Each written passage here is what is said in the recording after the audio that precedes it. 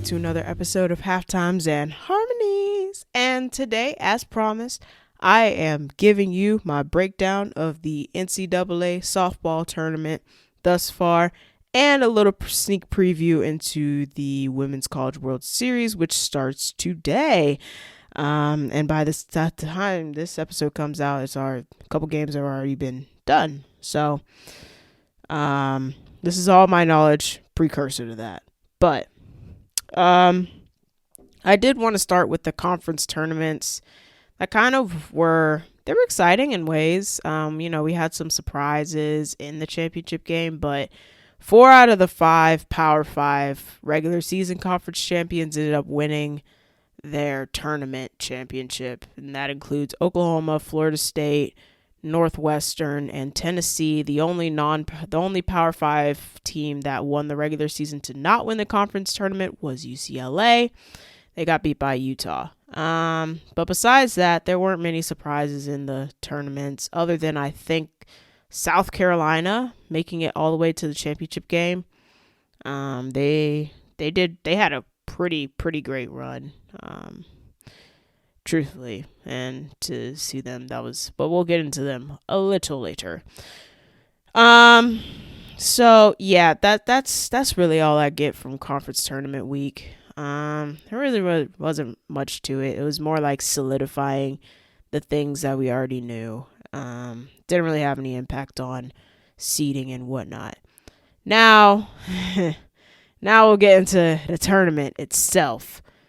So we'll just go through each regional and the super they produced and who will be moving on. And then I'll recap who is moving on to the World Series and playing currently. So first, we'll start all up at the top with the Norman Regional, OU, Oklahoma. They hosted Hofstra, Mizzou, and Cal.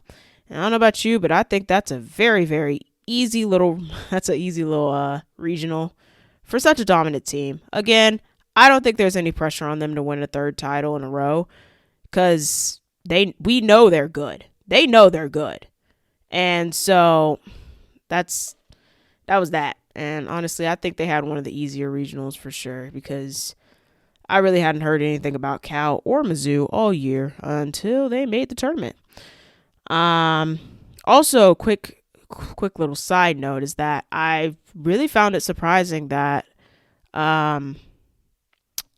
Arizona and Michigan weren't in the tournament for the first time in like 30 some odd years for Arizona and then like 20 something years for Michigan.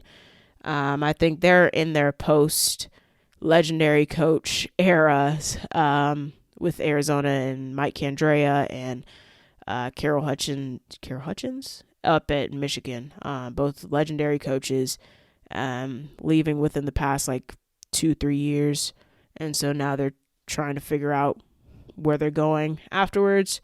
But that's a quick little side note. Back to our regionals, and then on the other side there was Clemson, who hosted a regional with UNCG, UNC Greensboro, that's what that is, Cal State Fullerton, and Auburn. Which I think was semi all right, but having Auburn in that regional was really tough because Auburn was a tough, gritty team who had been playing great softball as of late.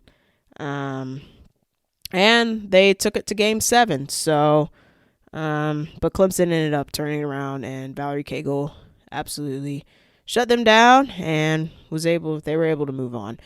And so the OU Clemson super regional that we got, the first game wasn't as exciting. It was like 9-2. But the second game, woo, buddy, that's an instant classic right there. OU just showing a bunch of grit. Actually, Clemson, man, and that was for the Division I record, and now for most wins in a row, which OU has at 48. And still counting. Granted, they keep winning, go undefeated in the World Series and whatever.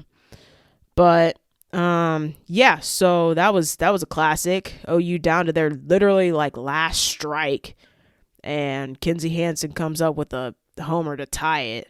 Gets sent to extras, and then Tiare Jennings hits a homer in the ninth, in the top of the ninth, and they're able to finish it out in the bottom of the ninth. So instant classic, super fun. Moving on, Stanford and Duke. Stanford had a all right regional. They had to host Florida, who's been up and down all year. However, they took care of business there. And then for Duke, on the other side, they had a tough time with, I think, the easiest regional there was. And they got exposed tremendously against Stanford and ended up dropping that. So, moving on, Bama on one side. They had LIU, Central Arkansas, and Middle Tennessee. I think they had one of the harder regionals. Not harder, actually. Just kidding. I mean one of the easier regionals for sure. Because, I don't know. I thought Central Arkansas would do a little bit more than they did because they had been playing really well all year. But Bama made it out. Actually, did they take it to Game 7? I don't know. Can't think of it on the top of my head. But they had Northwestern on the other side of the bracket. And they actually dropped Game 1 to Northwestern. Northwestern had Eastern Illinois, Kentucky, and Miami, Ohio in their bracket, or in their regional. Miami, Ohio made an improbable run through the losers bracket all the way to the regional final and ended up losing to Northwestern.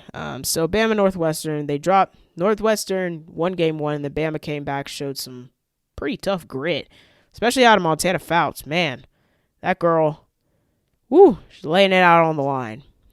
She's one of the two pitchers that are super seniors laying it out on the line. I'll get to the other one later.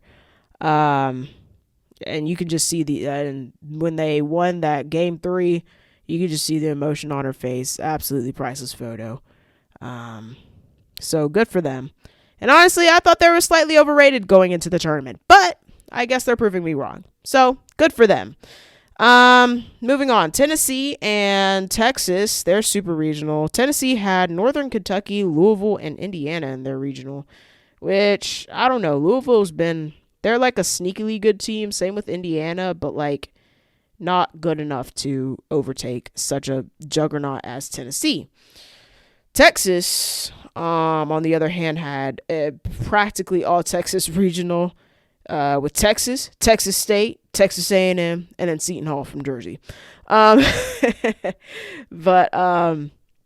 yeah, I think that was relatively easy. A&M's been up and down all year. I haven't really followed them, but Texas took care of that regional pretty easily, pretty handily. But they ended up dropping. The runner-ups from last year ended up dropping to Tennessee.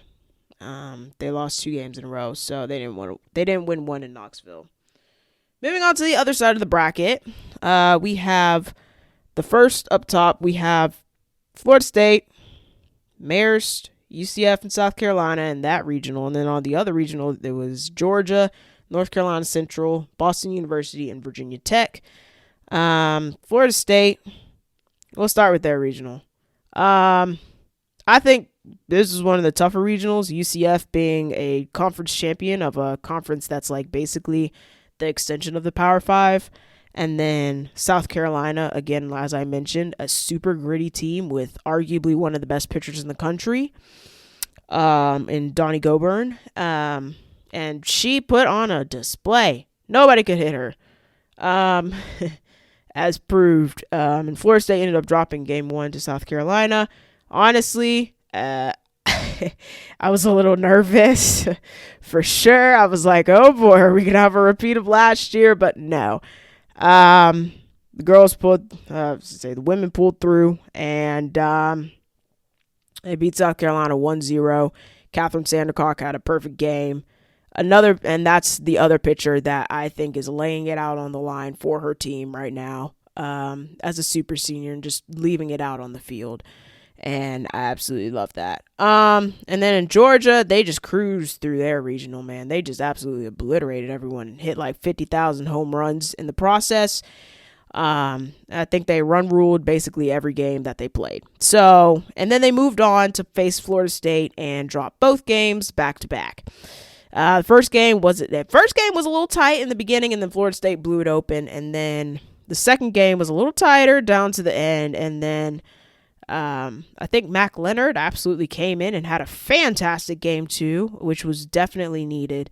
And then Reed came in for a couple innings, and then Sandercock finished it off, and they're in the World Series now. And I think props to the Florida State pitching staff for cooling off one of the hottest offenses in college softball, behind like Oklahoma. So that's impressive. 3 runs in 2 games after they had literally scored like 30 in the past in their regional. So I don't know about you, but I think that's pretty impressive. All right, moving on. Arkansas. The Arkansas Fayetteville Regional and the Stillwater Regional. Arkansas had Harvard, Notre Dame, and Oregon. They ended up losing the 1-0 game to Oregon and weren't able to get at them again. They lost that 2-0, 2-1 game, and Oregon moved on. Arkansas has been shaky all year, so that's not really surprising. Oregon's been sneakily good. Oklahoma State. Oklahoma State. They had UMBC, Wichita State, Nebraska. And as I said before, I said this in my little rendition, 2 weeks ago or whatever it was. I said that, Oklahoma State, they were in a slump. But I was like, man, I hope they find something because they're a special team. And guess what? They did find some second gear or third gear that I don't even know where this came from. They're now like a completely different team than they'd been the past like month and a half. And they're back to like February and March form that they were in. And so they've been perfect in the tournament so far. 5-0. And they just keep cruising through, and they beat Oregon in 2 games. Beat Oregon in 2 games. And so all of a sudden there's a surge of life from Oklahoma State. We'll see how long that lasts. But yeah, good for them. Moving on, we have Washington. And they had Northern Colorado, Minnesota, and McNeese in their regional. LSU had, and then on the other side, it was LSU who had Prairie View A&M, Omaha, and Louisiana in their regional. Washington. Man, Washington. I think that was probably the grittiest win I think I've ever seen. Coming down from 6-0 in the top of the 7th and scoring 7 runs. Also, the pitching change should have happened. There should have been a pitching change that happened. But props to Washington. That was just fighting for your season, man. After they had dropped game 1 to McNeese earlier that day, they came back in probably the most impressive fashion I've seen ever. LSU ended up dropping 2 games to Louisiana. And so Louisiana moved on to play Washington, and Washington moved on to the World Series. I believe that was a 2-1 series, maybe? Yeah, that was a 2-1 series. No. That was a 2-0 series. Just kidding. Okay, and then probably the most shocking part of the tournament, moving down to the bottom of this bracket, is UCLA, the UCLA regional with Grand Canyon, Liberty, and San Diego State. And probably the most shocking turn of events. I'm like not shocked, but at the same time, because UCLA's looked real inconsistent all year. They did remind me of the Florida State team of last year. Looked really good, but like, I don't know. So you have UCLA got beat by Grand Canyon first, and then Liberty finished them off, and they were done in 2 games. Didn't win a single game in the regional. Don't think that's ever happened before. So sucks to suck. But San Diego State played good enough to move on to the regionals, where they faced Utah. Utah won a very interesting Salt Lake City regional with Southern Illinois, Baylor, and Ole Miss. There was a Southern Illinois Baylor game that was like really weird. They came back. Southern Illinois came back from like 9-2 and tied it up, and then Baylor won in extras. And then Ole Miss just kind of took care of business against Baylor and then went on to face Utah, and Utah took care of business against Ole Miss. So Utah, San Diego State,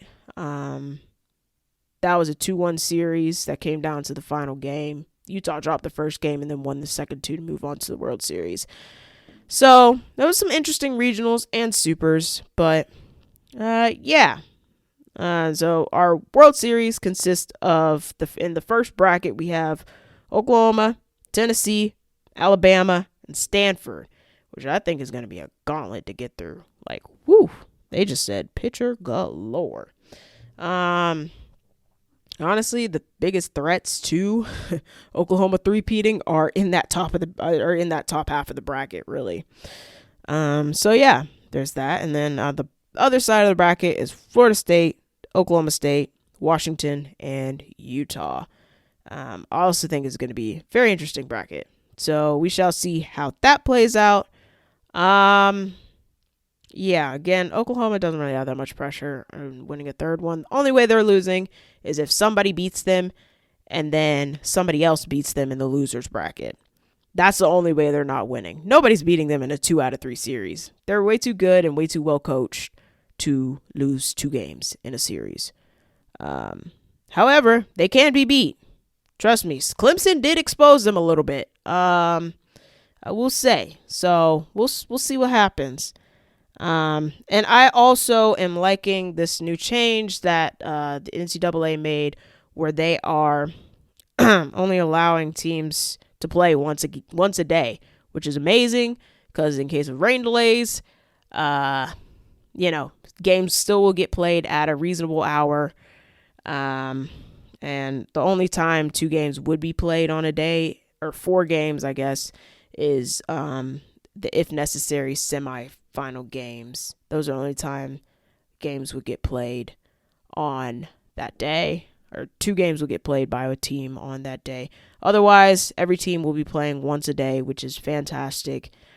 Although it does suck that it took a game having to be started at 11:45 local time and ending at 2:30 a.m. local time for them to finally change something and extend the World Series, unlike the baseball that's always been pretty extended.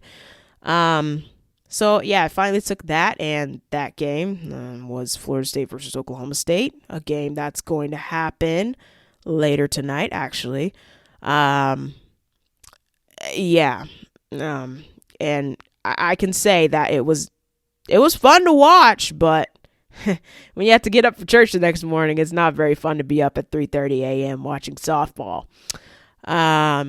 And that was because of a rain delay. And so because of that, rain delays are now padded in, I guess, in time. And so everything will be played on time because Oklahoma weather is unpredictable. But we should be in for a very exciting World Series, and I'm excited to see what happens. And so, yeah, thank you guys for joining me again thank you for joining me for another episode of Halftimes and Harmonies.